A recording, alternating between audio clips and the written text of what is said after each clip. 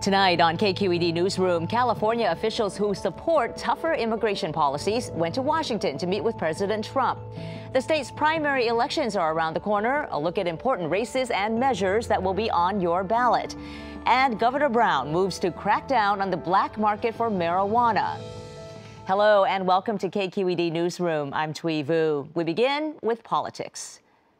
On Wednesday, President Trump and members of his cabinet met with Southern California officials to discuss a shared view on immigration policy, namely opposition to California sanctuary policies. During the hour-long meeting, the president had harsh words for dangerous people entering the U.S. illegally. You wouldn't believe how bad these people are. These aren't people. These are animals. And we're taking them out of the country at a level and at a rate that's never happened before. And because of the weak laws, they come in fast. We get them, we release them, we get them again, we bring them out. It's crazy. Los Alamitos Mayor Troy Edgar attended the White House meeting, as did San Diego County Supervisor Kristen Gaspar. Last month, Los Alamitos broke with a California law aimed at protecting undocumented immigrants from deportation. The law, SB 54, prohibits state and local police from helping federal authorities with immigration enforcement in many cases. Los Alamitos was the first of several cities and counties to pass similar resolutions. Last week, Santa Clarita in Los Angeles County voted unanimously to support a Trump administration lawsuit against California. The suit argues that laws protecting undocumented immigrants are unconstitutional. Joining me now via Skype is Los Alamitos Mayor Troy Edgar. Mayor Edgar, nice to have you back on the program. Nice to be here. Thank you. What is your biggest takeaway from the White House meeting you attended this week? My biggest takeaway was that I really felt it was action-oriented. We had the right people at the table on the elected side, and then as it pertained to the administration, I think he had the senior members of his staff and people that can actually execute on anything that we were able to take on. And during that meeting, President Trump called some undocumented immigrants, quote, animals. What was your reaction when you heard that comment? You know what? Being in the room, I heard him talking about that in the context of the M13 gang members. I think a little bit different perspective is, if you're the president of the United States and you've got Secret Service around you, you could afford to be able to make a statement like that. But I think as a city council member, I'll just say they're bad hombres. Okay. Do you have a lot of bad hombres, as you say, or dangerous undocumented immigrants in Los Alamitos? No, we don't. Yeah, for us, this has all along been a constitutional law issue. It's an issue of the substantiating the checks and balances between the federal, state, and local government. So from our perspective, we feel the state overstepped. Specifically, as a city, we're a charter city in the state of California. And as a charter city, we have the right to raise taxes and have our own police department and set priorities within the police department on what we want them to do locally. When SB 54 was passed, it basically said, look, as a matter of law, we will not have you guys do something or deal with the federal government when it comes to U.S. immigration issues. And that's where we drew the line. That had to do with the oath of office, my previous service in the Navy. My view was that, look, why would we have to choose between honoring the U.S. Constitution or a state constitution? And it was just an overstep. So procedurally, what we're focused on is really local control, maintaining control of our own police department. In the meeting, the president also suggested that Oakland Mayor Libby Schaaf be prosecuted for obstruction of justice. And this is related to when she issued a public warning of an impending immigration raid in her community. We recently asked Mayor Schaaf about that, and here's what she said. I do not see how it can be illegal to inform people of the law. If you were to receive the same type of information again today, would you do the exact same thing again? Under the exact same circumstances, yes. I do not regret what I did. So, Mayor Edgar, what is your reaction to what Mayor Schaaf did and also her continued defense of it? Yeah, you know what? I don't know how she can defend that. That is, I mean, it's honestly, it's her statement just like that that motivated me the first time I heard her say that she thought she was on moral grounds on doing that. You know, in my city, my residents would not stand for one moment if I wasn't participating in trying to get bad people off. This was supposed to be an evaluation or a raid by ICE to get criminals off the street. And, you know, I think that we need to start looking out more for the residents of our city and not illegal immigrants that are criminals and providing them a safe haven. I think that it's just completely bad policy on her side of this. And just real quickly, as a mayor yourself, do you think the Oakland mayor, Libby Schaaf, should be prosecuted for obstruction of justice? I do. I think absolutely. I think that she owes her city a duty. And I think that if she isn't prosecuted by the U.S. attorney, I think that our city should think about whether this is the right person to be elected to be their leader going forward. During this meeting this week at the White House that you had with the president, you mentioned to him the ACLU's lawsuit against Los Alamitos being opposed to SB 54, and you asked him for funding. Why do you need funding, and what do you plan to use it for? Well, when we went into this lawsuit, we went into it with eyes wide open that it could cost money. We had to make sure within the city that we could be able to afford whatever the costs would be. But on top of that, we had a lot of national support, and we've taken actions to try to harness this.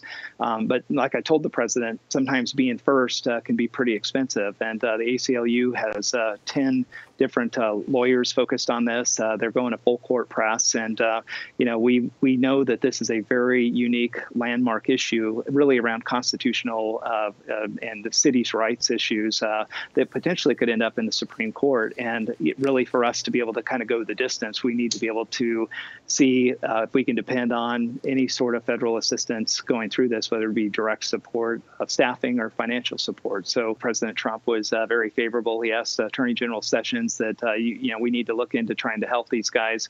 After the meeting, they set up a time. So Attorney General Sessions, myself, and his chief of staff got together. We laid out a couple of proposals on what potentially could work.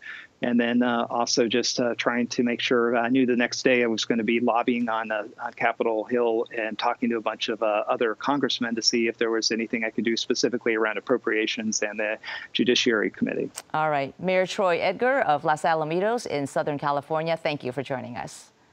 Thank you so much for having me on again. And staying with politics, ballots went out by mail last week to registered voters for the upcoming statewide primary election on June 5th. Voters will narrow down the field of contenders for governor, with the top 2 candidates moving on to the general election in November. And President Trump is weighing in. Late this afternoon, he endorsed Republican gubernatorial candidate John Cox. There are also 5 statewide ballot measures. One of them would require money raised from a new gas tax and vehicle registration fees to be spent only on transportation projects. Another measure would allow homeowners to get tax relief for investing in rainwater capture systems. Joining me now to talk about all of this is our own KQED California Politics and Government team, Senior Editor Scott Schaefer, reporter Marisa Lagos, and reporter and producer Guy Marzorati. Welcome to all of you. Thanks for having us. Well, we'll get to the primary election in just a moment, but first I'm curious about your reactions to what Los Alamitos Mayor Troy Edgar just said about his White House meeting with President Trump. Let's begin with you, Scott. Well, first of all, just think of yourself. You're the mayor of a town of 11,000 people. You're the sheriff of Fresno County, and suddenly you're sitting at a table with at the White House with the president. It's live on television. It's got to be a little heady thing to suddenly find yourself in the middle of that. I think, you know, first of all, you have to kind of accept that their views are sincere. You know, there's a lot of politics here, but I think that the people who were at the White House, generally speaking, sincerely believe that this sanctuary state law is not a good thing, that it hampers their abilities to keep the public safe.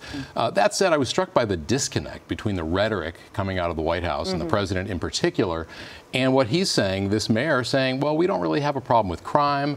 We don't have a problem with undocumented immigrants. And so I think that that's part of the sort of the problem that is around this issue, where you've got the president really going hard, saying that these are hardened criminals, bad hombres, whatever you want to say. And then you've got these local officials saying, well, it's really more of a principle thing. It's not the reality of the crime that we're concerned about. Yeah, I mean, this is going to be an interesting one, I think, from a legal perspective, right? We heard from him that the ACLU is suing Los Alamitos over their decision to pass this ordinance essentially fighting the sanctuary state law. I was at the Republican State Convention a few weeks ago. They had an entire session on this, and they talked about this issue of, first of all, if you're not a charter city the way they are, cities can't actually sue. There's sort of legal questions. And then about the resource issue, I think that's something I heard from a lot of folks there was like, you shouldn't expect everybody to kind of stick their neck out. And I think that, that question of funding and sort of resources will be interesting to watch politically too, because do their residents, even if they oppose the sanctuary state law, want to be spending their tax dollars fighting this?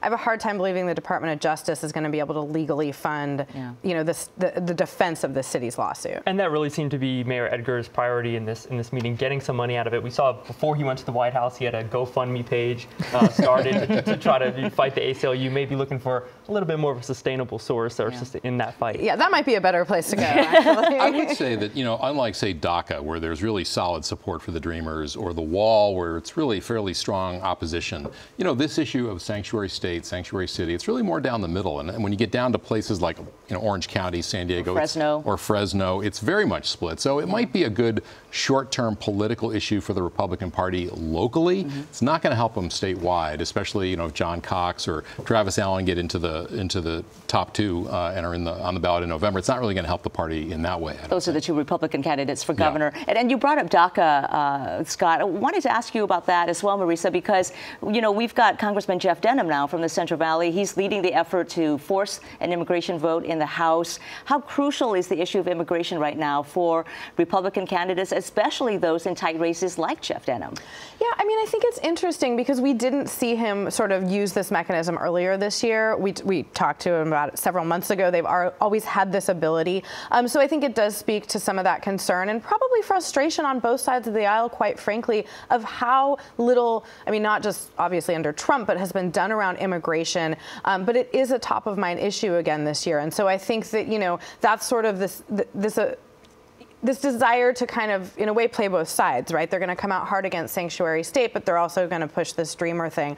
I think to Scott's point about the sort of political expediency of this, it really depends on where you sit. I think in Fresno and Denham's district, it'll probably keep being a good bet. I think in Orange County, it might be a good bet now, but in 2-4 years, those districts are turning more blue. And so I think that that's going to be an interesting thing to watch longer term. Yeah, and if you look at who was in that meeting, Kevin McCarthy, the majority leader, he wants to be the speaker, which he can only do if they hold on to the majority. So I think it's really about this midterm election. And I think no coincidence either that Denham is taking up this discharge position, as Paul Ryan is now a lame duck Speaker of the House. So it will be interesting to see where McCarthy falls on this. He wants to be the next Speaker if Republicans hold on to the House.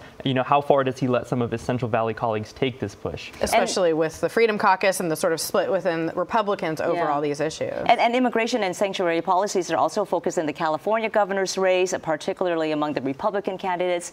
What are they saying, and how is it resonating among voters? Is it enough to get them to the polls? Well, it's really playing out along national lines. You're seeing both John Cox and Travis Allen, the Republicans in the race, pitching to the right, supporting Donald Trump on his immigration policies. And same thing with the Democrats in the race. I think they're going more towards the left. Look at a candidate like Antonio Villaraigosa, Democrat, who we've seen move towards the center on issues like education reform, not on immigration. I don't think any Democrats in this race want to be seen as moving towards the center on an issue that's so polarizing. And in that race, you've got an electorate that's, statewide about 25% Republican. It'll be more than that, 35 or 40, in terms of who votes in June. But yeah, if they're fighting over that small sliver of the electorate, and they're trying to get as far to the right as they can to mobilize those voters.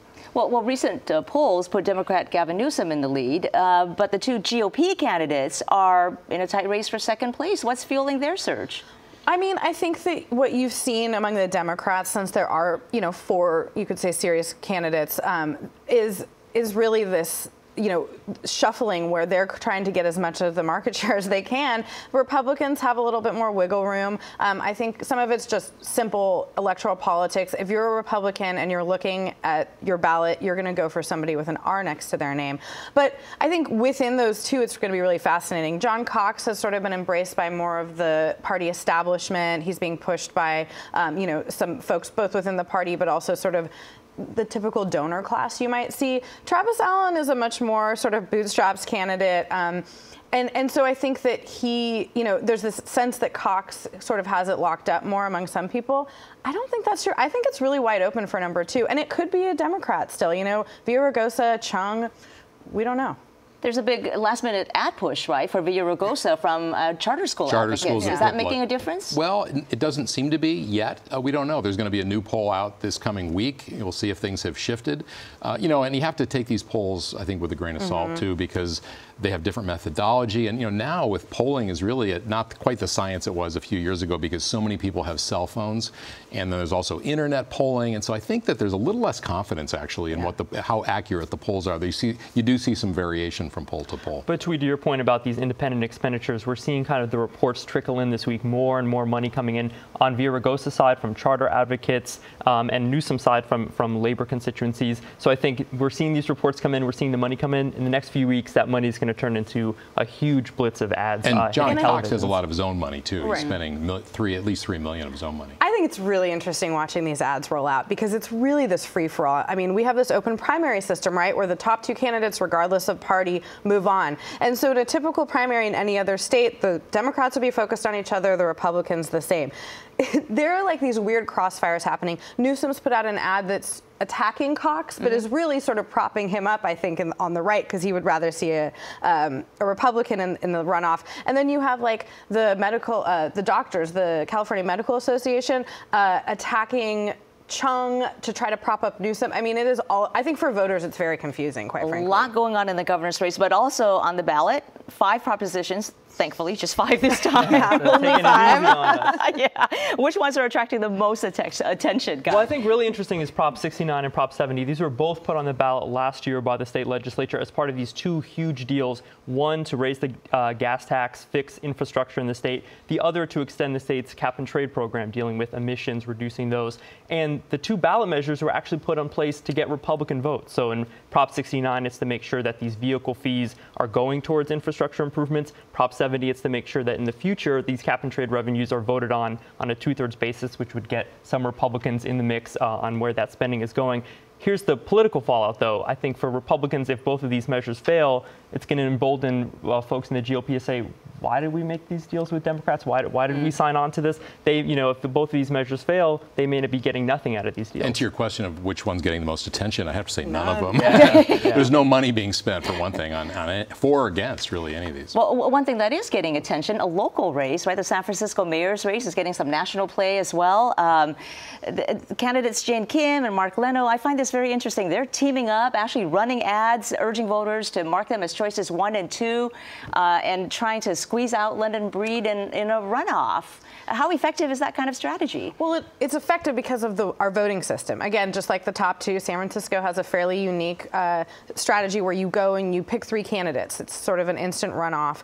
And so the idea being that if London Breed does have more of a share of the electorate, that they need 1 and 2 to sort, because they'll be knocked off as they count the votes. I think it's interesting. It's a calculation that could work, but could also backfire because Leno is a little bit more moderate than Kim, I would say. And, in San Francisco, they're all liberal Democrats, but they are sort of fighting for a limited number of votes. And I don't know if it's going to work. It could help Leno a little bit more than Kim, too, because, he's been out of city politics for a long time. I mean, he hasn't been a local official since, I think, 2008, He's been in the Assembly. He's been in the Assembly and the Senate. He's done a good job up there by all accounts, but he hasn't been involved in sort of the daily politics of San Francisco. Jane Kim has. She had a really tough race for the state Senate that she lost to Scott Wiener. And so people know her. So in a way, saying vote for him number 2, I think it may help sort of introduce him a little bit to her voters in a way that might be a little more helpful to him. And I think we all can agree, no matter the result, this ranked choice voting, a huge impetus to implement it was that, candidates will be nice to each other if they know they have to get someone's second place and third place choice. I'm not sure that's playing out. I'm not sure. That's not going too well. No. But you guys play nice with each other. Good thing to see. Scott Schaefer, Marisa Lagos, and Guy Marzorati, our KQED Politics and Government team. Thank you so much. Thank you. Turning now to cannabis. Last week, Governor Jerry Brown released a revised state budget that included $14 million to crack down on illegal cannabis sales. Recreational marijuana became legal in California in January. Since then, retailers and other businesses have been required to get new permits. But the steep cost of those permits and taxing the sale of all cannabis products may be contributing to a still thriving illicit market for marijuana.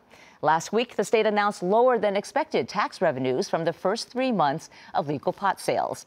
And joining me now for a discussion of all this are freelance cannabis journalist David Downs and Josh Drayton, spokesman for the California Cannabis Industry Association. Welcome to you both. Thanks for having us. David, let's begin with you. How big is the illicit marijuana market? California's market is massive. We're the #1 domestic producer of cannabis for the United States. So 4 out of 5 of the pounds of pot that we grow in California are being exported to the rest of the country. We've been doing this for about 3 decades now. We think the in-state industry might be $10 billion in terms of revenue overall. So a lot of money at stake, and $14 million is now what Governor Brown is earmarking for investigating the illicit market. How will that money be used, and will it make much of a big difference? You know, it's a little bit of drug war theater, but it does send a message. We have very entrenched, generations-old networks that are growing and exporting cannabis out of this state.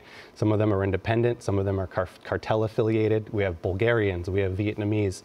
We have a big black market to dismantle, and this money can go after some of the biggest offenders, the people who are really egregious, who are operating at scale, and are flagrantly violating this, both state and federal law. And so, Josh, on average, then, how much does it cost to become a legal operation? Why is this illicit market still thriving when you could be legal now? Well, I would say the rough estimate is about $150,000 to come into compliance and to get your annual license. But currently, only 33% of local municipalities have any regulations on the books for either a medicinal or adult use cannabis. So 65% of the state is a desert as of right now, which contributes to the illicit market. So why are the various cities and counties that haven't enacted any regulations, why are they doing that? Why are they holding back? Well, I wish I had an answer as to what was fully halting them. But I think a lot of municipalities have been watching the state, wanting to see where the state was going to move. We're still operating under emergency regulations. We're currently working on our permanent regulations. So there's been a wait and see methodology. But beyond that, there's a lack of education. And there's a disconnect between the voters, which passed Prop 64, 54 to 46, and some of their elected officials who tend to be older and more conservative. Look at Marin County, for example, where 70% of voters supported Prop 64. Not a single recreational store is open. Part of this is because local control is out of control in California. And this dovetails into issues in terms of why we don't have enough housing, why we can't build high-speed rail. The locals are in the driver's seat, and with regard to cannabis, they have parked the car in the garage.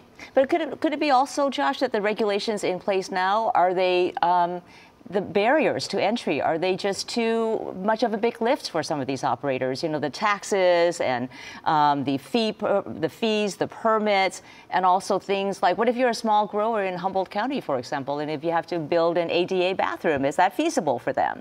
There are many barriers to entry into the industry. The first, I will agree with David, is completely the local control issues.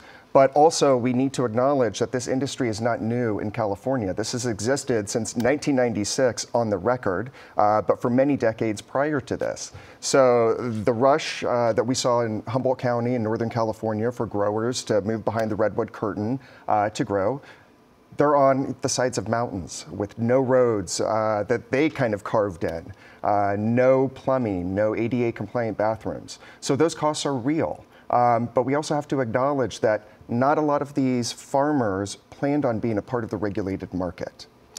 I would build on that by saying that imagine being a small business person and someone shows up with about 300 pages of new regulations that you have to follow, often from 4 different federal agencies.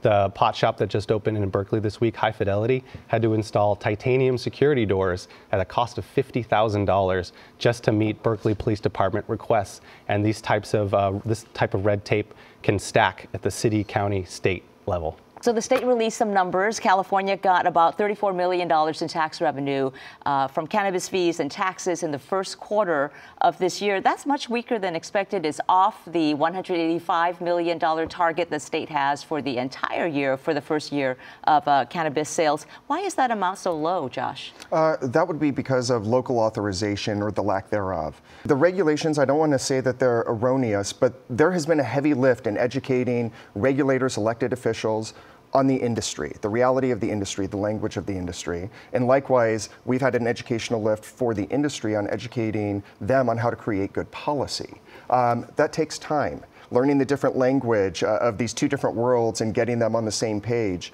has taken our association, at this point, 5 years. And it'll be a continual working process to educate on what flower is as in comparison to what trim is, which relates directly to how we tax flower versus trim. So that educational lift, I think, is huge. I also think we need to put some context historically around the tax revenue in the first 100 days or so. We've had prohibition for 80 years in California, and we've had legalization in terms of commercial availability for about 100 days. I apparently am an optimist all of a sudden because I see the glass as 1/4 full instead of 3/4 empty.